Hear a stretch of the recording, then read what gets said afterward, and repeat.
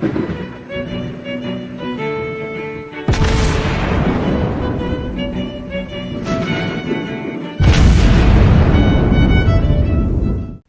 everyone, and welcome back to World of Warships Blitz with Terry. Today we will do a bit of a comparison, because one of the questions that, or one of the things that seems to confuse people a fair bit is which one of the German battleship line should you grind? And, well, it's pretty easy. There's only one battleship line, because the other one's a cruiser, a battle cruiser. All right, let's have a quick look at the lines. So, as you can see in the German tech tree, which is confusing, it can be confusing, you see that at tier 3 there are two potential lines that you can go. And I can see where the confusion comes from, because at the beginning these ships are very, very similar in the lower tiers. So you can either go down the top line here, the von der Tann and the Moltke and so forth, until you eventually hit the Schlieffen, or this would be the battle cruiser line, or you could go down the bottom line, where you will encounter the Bismarck and eventually the großer Kurfürst. So what's the difference then between the two of them? Well, like I said, one of them is a battleship, that one, and that is a battle cruiser. The main difference being that in a very short summary, the battleships are battering rams. They exist to tank and to open up enemy positions. They probably won't survive that, but that's fine. They will do so much damage tactically and practically that the enemy team all but collapses. The battle cruiser line can't do that, because they have an enormous amount of firepower, mainly concentrated around the torpedoes and the secondaries. The main guns aren't bad, but it's all about the secondaries with those things. But they don't have the survivability. So let's do a quick comparison here between the Schlieffen and the großer Kurfürst. So, first things that stand out, Schlieffen gets the secondary overload 3, which gives us range and reload speed up by 30%. The großer Kurfürst gets the secondary overload 1, which gives us only 20%. In return, the großer Kurfürst gets the precise aim, which the Schlieffen does not get. If we're looking at the armor, the Schlieffen is by no means terribly armored. It's not like a super cruiser or anything. But she has 55,000 hit points, which is relatively low for a tier 10. And 15% damage reduction, 15% citadel protection is more like French levels maybe, or British levels almost. So not the most tanky ship at tier 10, whereas the großer Kurfürst has best-in-class armor protection, period. The Schlieffen is a bit faster and certainly a bit more maneuverable than the Kurfürst, which it needs to be. And in the main gun department, the Schlieffen takes clear second place, because these are the 420mm guns that I think we're still seeing on the Friedrich der Große, but now we're at tier 10. There's 8 of them. They have a slower base reload. They have a shorter range. You don't get the precise aim. So all in all, not quite anywhere near as good as what the großer Kurfürst can dish out with these absolutely murderous 457mm guns. The secondaries, on the other hand, she gets 8 twin turrets of 150mm with a 7-second base reload, an almost 8-kilometer range, and this is stock range, compared to, which is about twice as much, not range, number, of what the Kurfürst can do. Plus, they can actually fire high explosive if you're so inclined. I mean, you probably wouldn't, but you could if you wanted to. The Schlieffen does get 105mm secondary, outer secondaries rather than the 128mm on the GK. But again, they have a faster reload and a longer range. They just don't do as much damage. And the Schlieffen has torpedoes.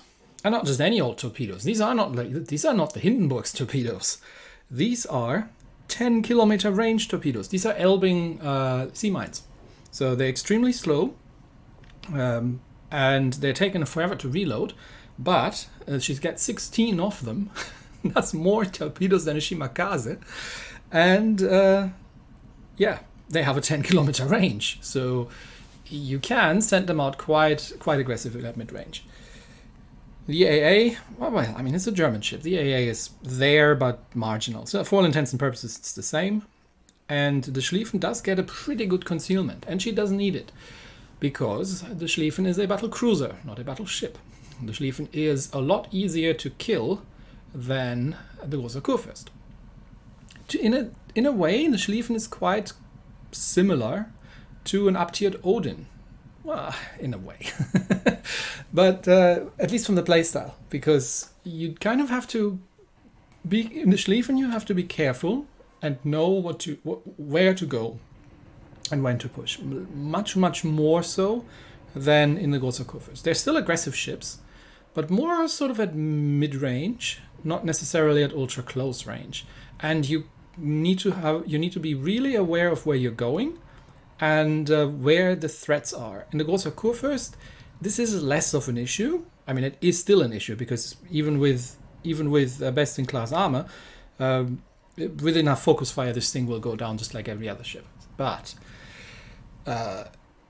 it's less. You can take more. You can take more risks in the Kurfürst, because she has the higher survivability. You need less of a map awareness. You still can't blindly sail out, but you need less awareness of where you're going and where you're hitting, because she has the survivability. The Schlieffen has a slant more towards firepower. All right, so what have we set up? I have actually set up fully maxed out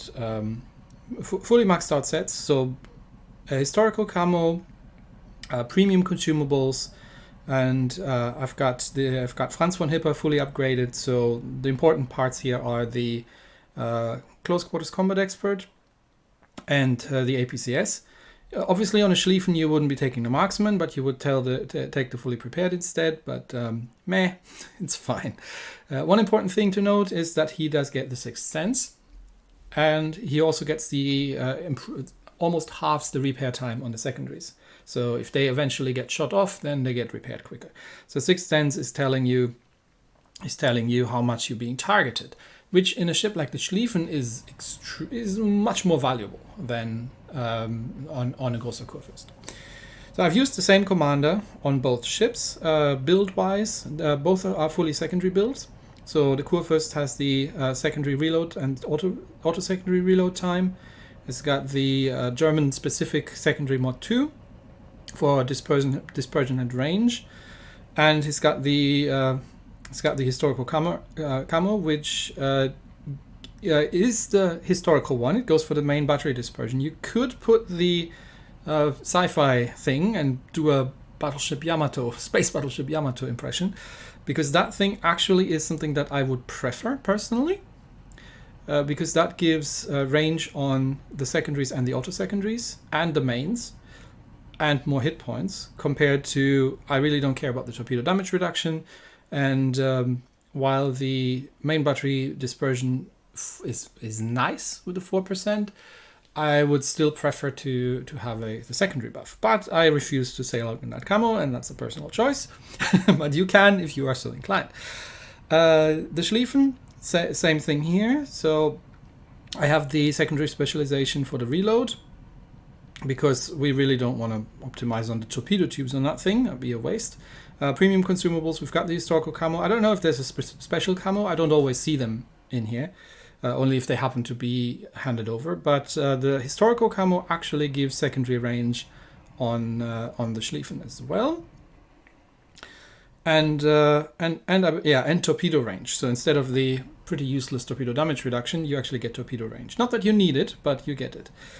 And then equipment-wise, it's a similar setup. I've got the secondary mod 2 for the same reasons, and I'm actually sailing the concealment expert, or the concealment module. So this gets the Schlieffen's 150mm secondaries, because let's be honest, these are your primary guns almost on that thing, to a 9-kilometer range, a 6-second reload. And the auto secondaries have an over 7-kilometer range and a 3.6-second reload. And the concealment is down to 9.7 kilometers. The Großer Kurfürst, on the other hand, does get a 7-kilometer range on the 150s and a 7-second reload, and a 4-second reload and just under 7 kilometers on the 128s. In return, she does have the improved armor, which allows her to just get in closer and do things. So that's the main difference between the two ships. Now, let me show you two battles, and I'm going to try to explain sort of where the difference in style is, such that you can decide if you want to play the one or the other. In the first battle, we're sailing out in the Großer Kurfürst, and we're fighting midway the Preußen, Vermont, another Preußen, Iowa, Shimakaze, and Harugumo. So almost exclusively a tier 10 battle in epicenter on Cage. The Preußen is effectively a Großer Kurfürst with torpedoes, so, but with lower caliber guns, which means that at long range she's probably not as dangerous, but at close range I would not necessarily put my money on either of them. So we are spawning on the right flank, and we'll have to see where the enemy team's going, but we might be able to push that flank. Let's see.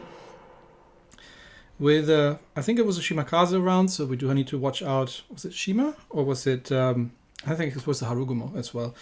Let's see, anyway. 2 destroyers out there, enemy carrier. We don't probably want to be isolated, but we also do want to make sure that nothing comes around the flank and threatens our own battle line here.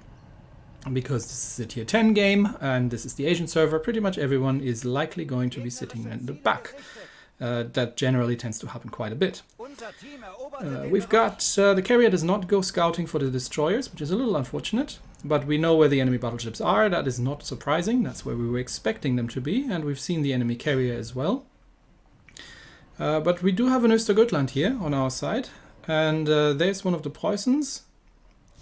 We might be able to lob some shots over at that thing. No, we lost, and we're spotted. So there's one destroyer here, because if it was a battleship, we'd be counter-spotting. And we are being targeted, so we need to change our speed a little bit while we are... now, 2 ships are targeting us now. That's probably the Vermont. No, it's the Iowa over there that's shooting at us. And yes, there's the Harugumo. So Harugumo is a problem. The Östergötland is running. Has dropped torpedoes, however, on the Harugumo, and has taken a couple of hits, and that has caused the Harugumo to stop. And this means, with the Hydra running, I should be seeing the torpedoes from the Harugumo coming. I will now take on this Harugumo, because if I let him get away, then he's going to burn me down.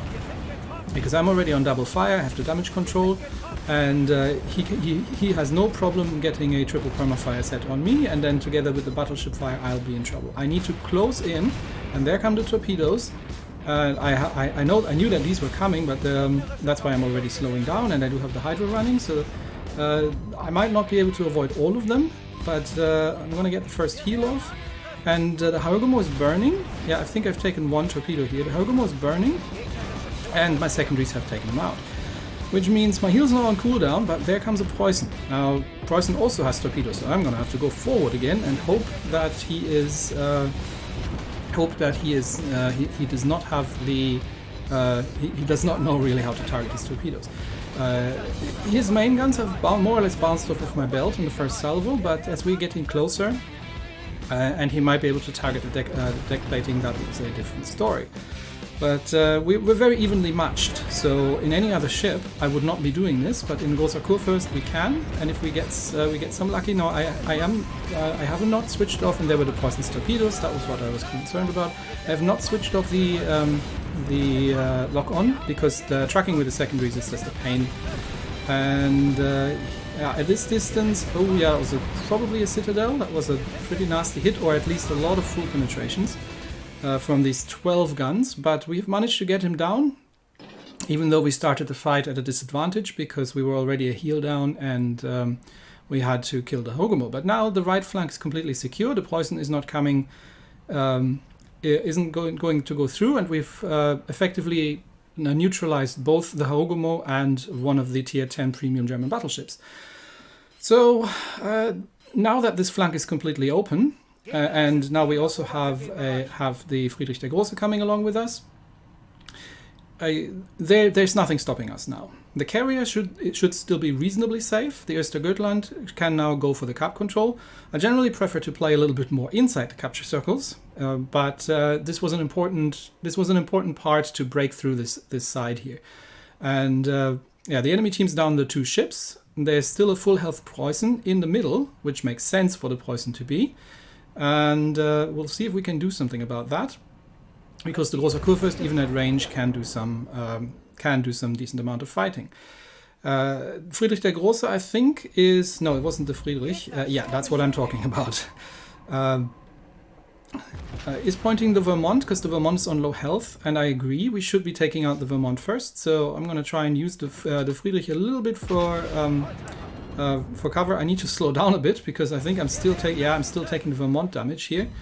I would want it to be a little bit further away. Again, Vermont's extremely well armored as well, and probably would have been better to disable the lock-on.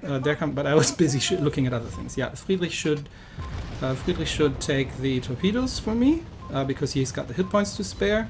I'll take 1. I've still got 1 heal. And we have taken out... oh, there comes the Shimakaze. Okay, priority target. Secondaries, go secondaries. We can probably get some shots off at the midway if we're lucky. Main guns off at the midway, secondaries at the Shima. There will be Shima torpedoes, so I'm slowing down already. And obviously, I think the Shima is targeting me. Nice citadel on the midway.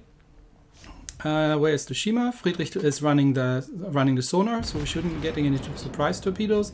And yeah, shots incoming from the Preußen as well. Okay, Friedrich should have the Shima, and we're just going to take out the Preußen there.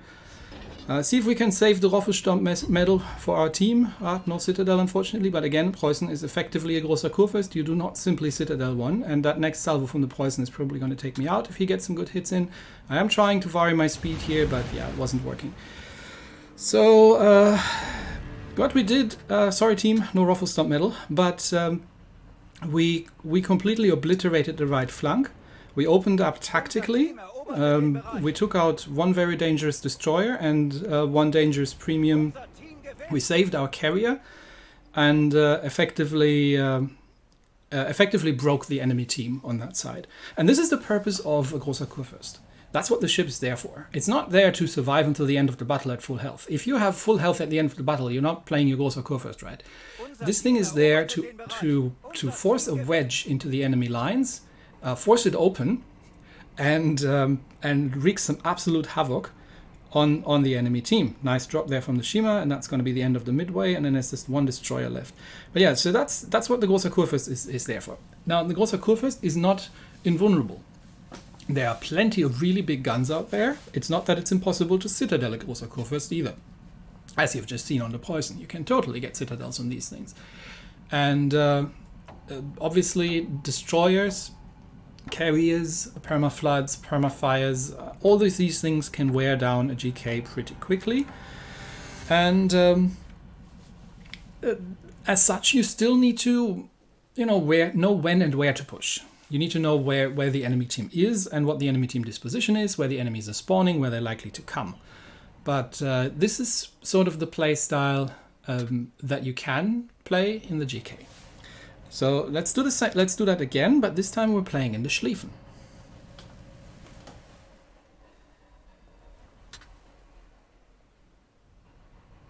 In the second game, we are playing base capture on Atlantic. So Atlantic, pretty open map, lots of islands, pretty large. We're up against Colombo, Iowa, Minotaur, St. Louis, and Jutland. So really just two battleships that we sort of need to worry about a little bit. Minotaur and St. Louis, obviously cruisers, and the Jutland being a destroyer. In the Schlieffen, you sort of do a similar thing, but you don't necessarily take point unless the situation requires it to. And this might be one of those battles where the situation might require it, but you have to be careful. First things first, switching the secondaries to armor piercing, switching the torpedoes to narrow spread. And the first question is going to be about scouting, because you don't really want to go blindly. So we know that there's only 1 destroyer on the enemy team. I'm not counting the bots. So there's 1 destroyer on the enemy team. We've got a Petrel with us, and we've got a Yugomo. So where's Yugomo going? Because I'm planning to go around the long side here and loop around the island and see if I can fall down upon the enemy team and break them there. And it would be really nice if the Yugomo was scouting for me, but he isn't. So we do have to be a little bit more careful, because if Jutland manages to catch us unawares, then this could spell trouble. Now, we do have a Petro with us, so Petro is not the greatest ship against destroyers, even if it is technically a cruiser. Okay, there are two bots, Des Moines and Yugomo. Yeah, can we get some sneaky shots off? We're still unspotted, and we stay unspotted because we're shooting behind the island. I'm just going to drop some torpedoes in case anything else wants to come through there. Because now we've also briefly spotted the Saint Louis. We know that the Jutland is on the other side of the map. So now it's just the Saint Louis here. And he's going to go in for a surprise because, hello! Full brown alert. In that I will push. Now there is a Colombo here, so I have to be careful. And I have to keep an eye on what the Colombo does. Because if he's shooting at me, that's why I'm already slowing down. There are also going to be Saint Louis torpedoes on the way. There's the Christopher Colombo. So is he going to shoot at me? These shots coming in, obviously setting fires. Don't underestimate bot Des Moines, but the Colombo is looking the other way. So he has not been paying attention. There come the Saint Louis torpedoes. He's not been paying attention to, and I'm already having to use my first heal because this is not a Kurfürst, this is a Schlieffen. So I'm up against Saint Louis and Minotaur. I think I can break this. The Colombo is not paying attention. So I'm going to go and see if I can break this, because if I let the Saint Louis get away, similar to the Harugumo in the first game, if I let the Saint Louis get away and kite away from long range, he's just going to burn me down.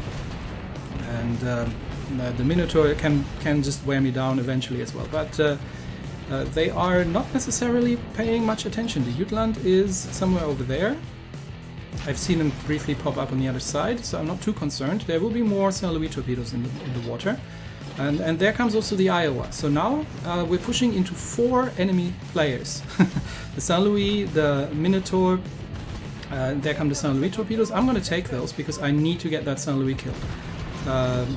Sorry, 3 players. The Minotaur, the Saint Louis, and the Iowa.